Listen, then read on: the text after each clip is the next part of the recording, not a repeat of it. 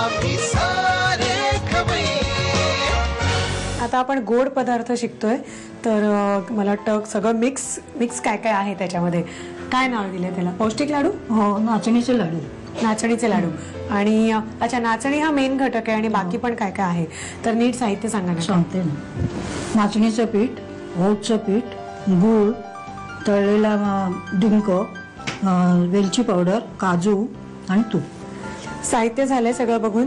आणि आता काकू आपण काय करतोय? आधी तूप घालायचं, आधी नाचणीचं पीठ भाजून घ्यायचं, त्यातच ओटचं पीठ घालायचं. ओट्सचं पीठ म्हणजे तुम्ही ओट्स भाजले आणि त्याचं पीठ केलं? हो, पीठ केलेलं. त्याच पण थोडंसं ह्याच्यात घालायचं म्हणजे भाजताना. त्याच्यात भाजूया. नाचणीचं पीठ झाल्यानंतर थोड्या वेळाने घालायचं. नाही पण बेसिकली हे जस्ट ओट्स आहेत आपले नेहमीचे, ते भाजून त्याचं पीठ केलेलं आहे. आणि तूप आपल्याला बऱ्यापैकी लागेल ना? भरपूर लागेल. घालू मी? हो, घाला. घालू? मला वाटतं लागेलच ना, कारण ते पीठ भाजायला ते तूप ओढून घेते ना नाचणीचं पीठ. आधी तुम्ही काय म्हणाल? नाचणीचं पीठ आलं. आधी नाचणीचं पीठ सगळं घेऊ. हो.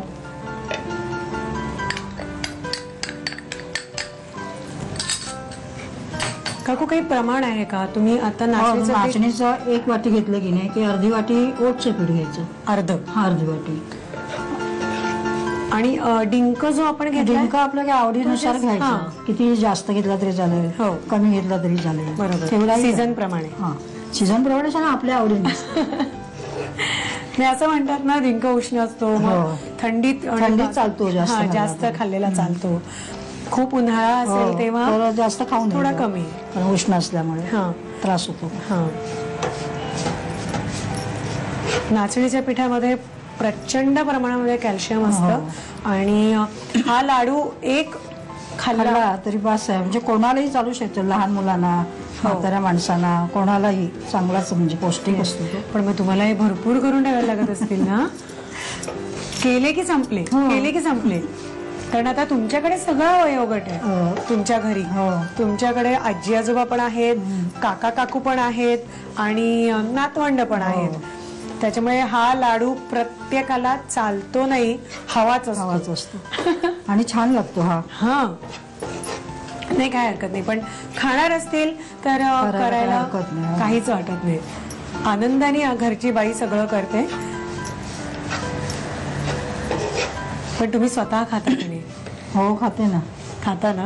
नाही तर सगळ्यांसाठी करायचं आणि काकूंचंच खायचं नाही. आजोबांना आवडतो? हो, आवडतो. त्यांना गोडच आवडतं जास्त.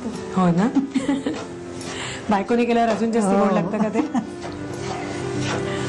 मी सकाळी नेहारीला किंवा संध्याकाळी साधारणतः आपल्याला असं 5ला वगैरे भूक लागते तेव्हा एक लाडू खाल्ला तर पोटभरीचं होतं. कारण जेवणाच्या वेळेच्या आधी वगैरे ना, सकाळी आपल्याला कधीतरी नेहारी झाल्यानंतर थोड्या वेळाने खाल्लं तरी चालतं. थोड्या वेळाने भूक लागते आणि तेव्हा खूप काही नको असतं, पण एखादं काहीतरी असं छोटंसं आवडीचं पाहिजे, तर तेव्हा लाडू खाल्ला तर चालतो.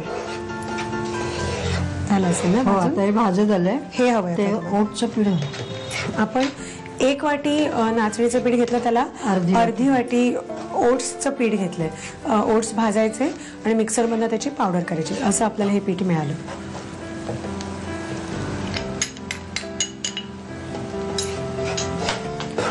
भरपूर प्रमाणामध्ये फायबर्स असतात ओट्समध्ये.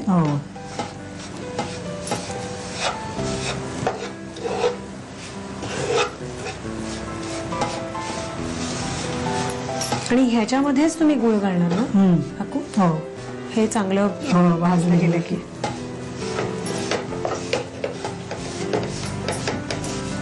जर तुम्हाला वड्या आवडत असतील, म्हणजे अति लाडू मोठा नको वाटत असेल तर सेम सगळे कृती सेमच आहे, पण फक्त थापायच्या की वड्या झाल्या.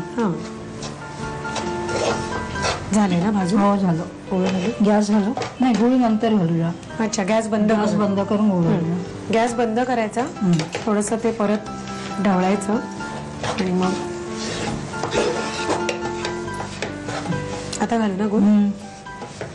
गुळाचं पण प्रमाण आहे का काकू? नाही दीड असं काही नाही, वाटीला काही असं काही? जणांना कमी म्हणजे आता हा एवढा चालेल ह्याला. हा. म्हणजे पीठ असेल त्याच्या अर्धी वाटी गुळ घेतला तरी चालेल. हा. काही जणांना कसं कमी गोड लागतं, काही जणांना जास्त गोड लागतं, आपल्या आवडीनुसार घ्यायचं. आवडीनुसार.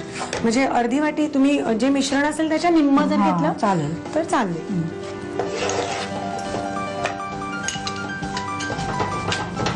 गुळाचा पाक आपण केलेला नाही, आपण गॅस बंद केलाय आणि जेवढी उष्णता भाजक्या पिठामध्ये आहे, मेथी तुपाची आणि पिठाची उष्णता तेवढ्या गुळ वितळतो. हा तेवढ्यामध्येच आपण गुळ वितळवतोय. काकू मला वाटतं वड्यांसाठी थोडंसं अजून गरम असताना करायला लागेल ना, तर ती कडकच्या कडक राहील वडी ना गुळाची. का तो गुळ हे करत असता आपण गुळ घातला ना की एकदम कडक होतो. हा. म्हणजे थापलं जाईल का ते, पण लाडू वळताना सगळं असं फुटून हा जातो. नाही तेच मी म्हणते की वडी जर हा, करायची वडीला असेल तर चालेल थोडासा म्हणजे, हो. चालेल, पण बाकी तुम्ही असंच करा जर लाडू करायचा असेल हो. तर. काकू ज्या सांगतात त्या टिप्स नक्की लक्षात ठेवा, नाही तर चुकून आधीच गुळ घालाल आणि कडक होऊन बसेल पदार्थ. ठीक आहे, आता हे मिश्रण व्यवस्थित झालेलं आहे, झालं. हो. आता ह्याच्यामध्ये आपल्याला अजून मिक्स करायचं ना काय काय. आता हे तळलेला डिंक घालायचा आणि वेलची पावडर. हा ओके ठीक आहे, ते घालूया आणि म्हणजे मग लाडू बांधायचे पण आहेत ते करूया. मिश्रण झालेलं आहे थोडंसं कोमटसर. आता हे मिक्स करायला हरकत नाही ना.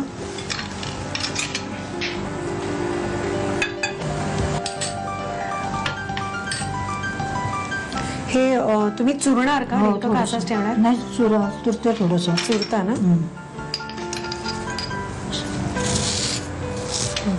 डिंक जो आहे तो आपल्याला मिळतो, तर तो फक्त थोडासा भाजायचा की तो फुलत जातो, बरोबर ना काका? भाजून तळायचं. सॉरी तळायचा, तुपामध्ये तळायचा की तो फुलत जातो आणि मग असा साबुदाण्यासारखा, म्हणजे साबुदाणा तळल्यानंतर कसा दिसतो, साबुदाण्याचा चिवडा आपण खातो तो, तर तसा तो डिंक दिसतो. वेलची पावडर ती बऱ्यापैकी लागेल ना. हो. म्हणजे स्वाद त्याचा एवढा. बस. आणि काजू. काकू काजू तुम्ही नंतर लावते, वरून वरनं. लावायचं. मला माहिती होतं, कारण ते वरनं लावले ना की प्रत्येक लाडवावरती काजू असा सुंदर छान दिसतो दिसतो. वरनं. मग आतमध्ये घालायचं तर तुम्ही अजून घालू शकता.